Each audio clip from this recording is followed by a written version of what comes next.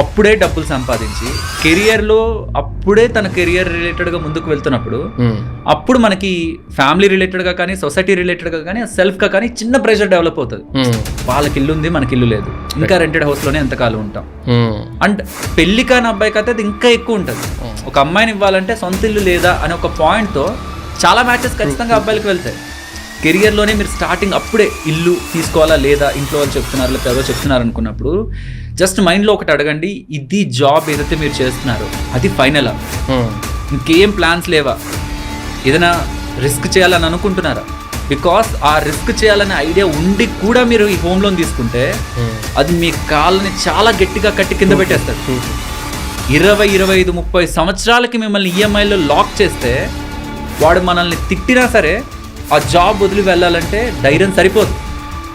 మనం ఏదైతే డబ్బులు పెడుతున్నామో ఆ డబ్బులు పెరిగిపోతుంటే మనం ఎగ్జైట్ అయిపోయి ఏదో జరిగిపోతుంది, ఇంకా నేను అక్కడ యాక్షన్ తీసుకోకపోతే నేను ఏదో తప్పు చేస్తాను అనుకోవడం బిగ్గెస్ట్ మిస్టేక్.